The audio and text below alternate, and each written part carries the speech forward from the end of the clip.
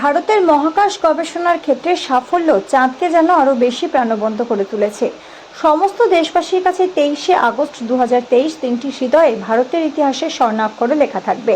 ভারতের চন্দ্রযান-3 সফল অবতরণ 1 বছর পূর্ণ হলো। এই উপলক্ষে মুর্শিদাবাদ জেলার বেলডাঙ্গা চক্রের 30 নম্বর আন্ডিরন প্রাথমিক বিদ্যালয়ে 1 সপ্তাহ ধরে নানান কর্মসূচি অনুষ্ঠিত হলো।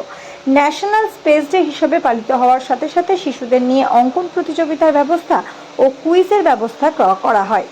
প্রধান শিক্ষক বিশ্বজিৎ দত্তের তত্ত্বাবধানে শিশুদের চন্দ্রযান-3 মডেল তৈরির প্রশিক্ষণ দেওয়া হয় এবং 50টির বেশি মডেল তৈরি করে শিশুরা, যা নিয়ে প্রদর্শনীও করা হয়। দ্বিতীয় শ্রেণীর শ্রুতি মণ্ডল চন্দ্রযান-3 মডেলে প্রথম হয়। বিদ্যালয়ের বাবুলাল স্মার্ট 43 ইঞ্চি টিভিতে ইউটিউব ও গুগল থেকে সৌরজগৎ ও চন্দ্রযান-3 এর সফল উৎক্ষেপণ দেখানো হয়। প্রধান শিক্ষক বিশ্বজিৎ দত্ত জানালেন, সফল উৎক্ষেপণের পিছনে রয়েছে 25 জন বঙ্গ সন্তানের অদম্য কৃতিত্ব। তার মধ্যে চন্দ্রযান প্রজেক্টের ডেপুটি ডাইরেক্টর তুষারকান্তি দাস আমাদের বেলডাঙ্গার সন্তান। 2023 সালের 14 জুলাই শুক্রবার নির্ধারিত সময় দুপুর 2:35 LVM-3 রকেট কমলা সাদা ধোঁয়ার মধ্য দিয়ে চাঁদের মাটি স্পর্শের লক্ষ্যে রওনা দেয়। এই চন্দ্রযাত্রীর চন্দ্র অভিযানের সফল উৎক্ষেপণে সারা ভারত এক ইতিহাস রচনা করে। মাত্র 16 মিনিটের মধ্যে ভূপৃষ্ঠ থেকে 170 কিলোমিটার দূরে মহাকাশযানটি তার নির্দিষ্ট কক্ষপথে পৌঁছে যায়। 23শে আগস্ট ঠিক সন্ধ্যা 6:04 বিক্রম সফলভাবে সফট ল্যান্ডিং হয় দক্ষিণ মেরুতে। উৎক্ষেপণ সফল হওয়ার ফলে একদিকে যেমন ভারতীয় স্পেস রিসার্চ প্রোগ্রাম কয়েক কদম এগিয়ে গেল, ঠিক তেমনি ভারত বিশ্বের অনেক দেশকে পিছনে ফেলে দিল মহাকাশ গবেষণার ক্ষেত্রে। চন্দ্র অবতরণের ক্ষেত্রে আমেরিকা, রাশিয়া, চীনের পর চতুর্থ দেশ হিসাবে ভারত সফলভাবে চাঁদের মাটিতে পা রেখেছে। চাঁদের দক্ষিণ মেরুতে চন্দ্রযান পাঠানো আর আমাদের নতুন প্রজন্মের কাছে মহাকাশ গবেষণার আগ্রহ এবং ভবিষ্যৎ প্রজন্মের কাছে উজ্জ্বল দিগন্তের প্রশস্ত পথ খুলে দিয়েছে ইসরো চন্দ্রযান-3 সফল অভিযান।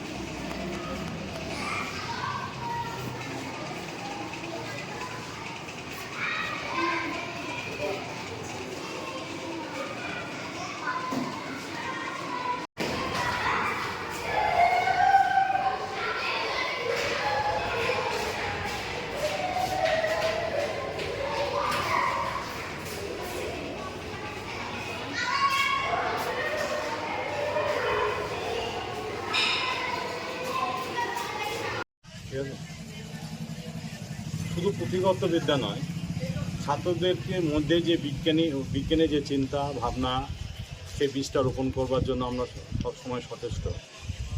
আমরা সমস্ত ক্লাস প্রথম শ্রেণী থেকে চতুর্থ শ্রেণীর সমস্ত শিক্ষার্থীদেরকে নিয়ে আমরা চন্দ্রযান-3 অভিযান সম্পর্কে আলোচনা রেখেছিলাম এবং আমরা 23 তারিখ থেকে আজ পর্যন্ত স্পেস ডে সপ্তাহ হিসাবে আমরা পালন করলাম এবং এর মধ্যে আমরা সমস্ত ছাত্রছাত্রীদেরকে নিয়ে ড্রয়িং কম্পিটিশন এবং তাদের প্রশিক্ষণ দেওয়া হয়েছিল মডেল কীভাবে তৈরি করা হয় চন্দ্রযান-3, সেই মডেল তারা নিয়ে এসেছিল এবং সেই মডেলের প্রদর্শনীর ব্যবস্থা করেছিলাম এবং সেখান থেকে আমরা ফার্স্ট, সেকেন্ড, থার্ডকে পুরস্কৃত করেছি। এবং তাছাড়া আমরা ছাত্রছাত্রীদের মধ্যে বিজ্ঞান চেতনা যাতে ক্রমশ বৃদ্ধি পায় এবং চন্দ্রযান-3 সম্পর্কে আমাদের এবং মহাকাশ সম্পর্কে যারা আরও ভালোভাবে জানে, তার জন্য কিন্তু আজকে আমরা কুইজ কম্পিটিশনও আমরা করেছি। সামগ্রিকভাবে আমরা চেষ্টা করছি 30 আন্ডিরন প্রাথমিক বিদ্যালয়ের পক্ষ থেকে পুঁথিগত বিদ্যার সঙ্গে সঙ্গে তাদের পারিপার্শ্বিক তাদের জ্ঞান যাতে বৃদ্ধি পায় সেটা আমরা সদা চেষ্টা করছি। আমি প্রধান শিক্ষক বিশ্বজিৎ দত্ত, 30 আন্ডিরন প্রাথমিক বিদ্যালয়।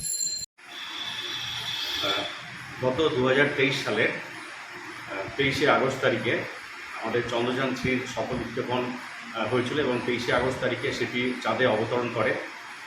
তার যে ল্যান্ডার পার্ট ছিল, যার নাম ছিল বিক্রম, গত 2024 সালের 23শে আগস্ট তারিখে তার বর্ষপূর্তি উপলক্ষে আমাদের দেশে উৎসব পালিত হচ্ছে এবং আমাদের 30 নম্বর আন্ডিরাউন্ড প্রাথমিক বিদ্যালয়ে ছাত্রদেরকে গত 23শে আগস্ট থেকে এই সম্পর্কে চন্দ্রযান 3 উৎক্ষেপণ এবং তার সফল অভিযান সম্পর্কে তাদের সজাগ করা হয়েছে।